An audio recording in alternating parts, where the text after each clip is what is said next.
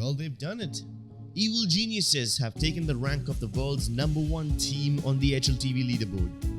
The ex-NRG roster has been in great form since quite some time, and after they were picked up by EG, it's as if they were playing like a team possessed. They've dethroned Astralis from the #1 spot, but now, if they want to be truly crowned as the world's best team, they need to hold on to it. EG already ruled the hearts of the Dota 2 world, having won the International in 2015. They now also have a top tier CSGO lineup, so they will be really happy about this. Evil Geniuses, basically ex-NRG, have played 3 tournaments so far under the blue banner, and they've already won 2 of them. Quad kill for Breeze, that's such a long distance. One of these was at ESL New York, where they beat Astralis fair and square with a great scoreline of 3-1, so they've established dominance there. Evil Genius, North American Counter-Strike is here to stay! Your New York champion! It's Evil Genius! Yeah, they slipped up at DreamHack Malmo, where they were eliminated right off the bat, but they made up for it by winning the StarLadder I-League Season 8. One can argue that StarLadder was pretty much gifted to them since there was no Liquid or Astralis present at the tournament, but still, they had to deal with a fiery Fnatic who was surprisingly in great form.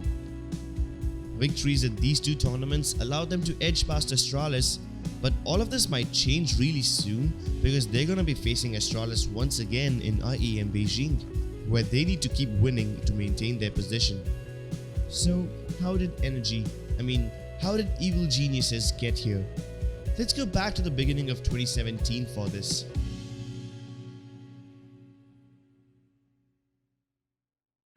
After Tapsin, Legia and Gob-B left the team to go form big, the 2 North American players, Peter and Fuckley, found themselves in need of 3 new teammates. That's when Breeze, Daps and Cirque were roped in. Daps was already an established IGL by then. He had played in several teams like Liquid, Optic, Conquest and even Splice for a few events. But NRG would be his longest stint with any team. Daps was not known for his mechanical and raw aim, but rather for his eye for scouting out young and upcoming talent. Breeze was a fresh pickup. He was playing for lower level teams like Selfless, but he was a rising star and his fragging power was already turning heads. Hence, that made him the perfect pickup. And of course, it pays off, because he's the one who usually carried NRG. Cirque was a relatively unknown player from the CIS region. He was no Simple or Zaibu, but just a decent topper. But even then, his raw firepower is exactly what NRG needed at that time, and under Daps, Cirque flourished. Fuckley was not having the best time of his life. He was in Liquid throughout 2015 all the way till 2016, after which he bombed out of CLG in a matter of months. He needed to do his best in NRG, otherwise he would have never have gotten out of that slump. In 2017, their 5th player was not fixed. They tried experimenting with Rico and a Danish player called ANJ, but eventually at the start of 2018, NRG stabilized when they picked up Ethan. From there, Daps took over and he molded the team into something amazing. NRG was not even in the top 20 at the start of 2018, but by June, they were in the global top 10, and by the end of the year, they breached top 5. But that seemed to be it. It's almost like they hit an invisible ceiling. Sure, there were some good moments when they won IEM Shanghai and CS Summit 3, 2nd place at StarLadder I-League Season 5 as well, but other than that, there were just a lot of top 8 finishes. Sometimes there were top 4 finishes too, like ECS Season 5 Finals, ESL New York, and I-League Season 6, but there weren't any premium tournament wins.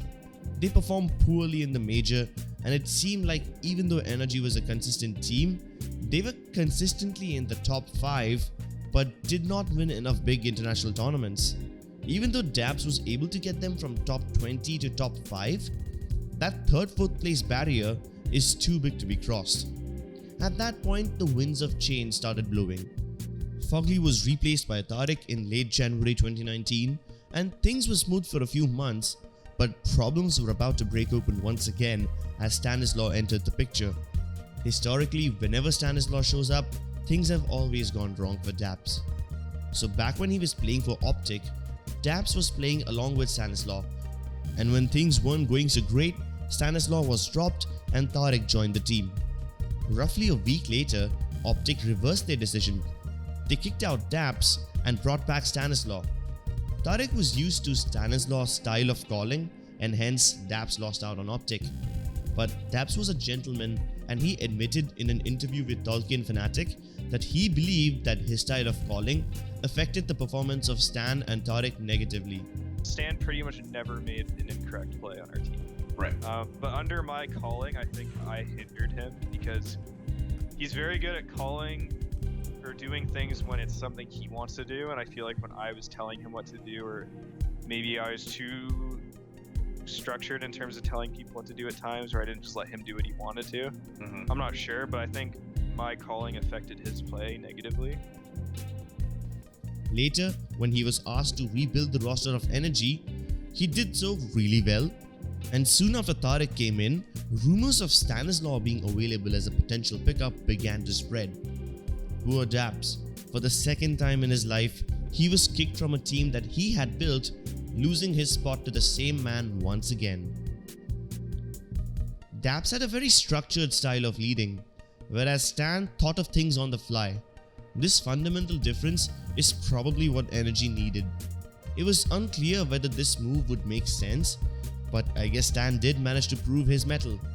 At the very first tournament for Stanislaw at the Starlighter Berlin Major, people kinda expected the team to fail because they would have expected that they needed more time to get their synergy straight and everything, but surprisingly, Stanislaw led the team to the semi-finals, more than whatever was expected from him.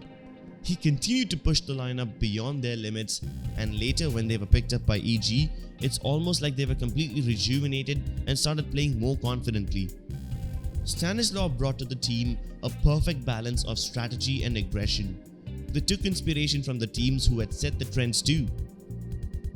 2018 was all about Astralis and how well they used the utility, how coordinated they were and how disciplined they were. So Astralis were looked upon as the epitome of structured CS. Liquid on the other hand were completely different. They did have a game plan from the beginning, but since they had some insane aimers, Liquid was not afraid of playing a more loose, brawly style of Counter-Strike. Each style has its own pros and cons, and NRG took the best of both worlds. Flashes aren't going to mess him up too much, but they start to dive towards CT, and that's a big connection. Tarek onto Glaive as well, they're locked out CT, but Tarek wants to bring the fight to the end. Oh, two! Just like that, the round is over. Leap towards CT, kills them where they started the round. A double kill with just the pistol. Under the leadership of Daps, they got a good grasp of what structure looks like. So later when Stanislaw took over, he was able to bring something that I like to call the X factor to the table. Under his leadership, EG started doing all those risky and ballsy moves that they probably would have never done under Daps' leadership. That's what gave them the edge over Astralis. However, let's not get ahead of ourselves. This might just be their honeymoon phase acting up. It'll be interesting to see if they can continue this level of performance going forward as well.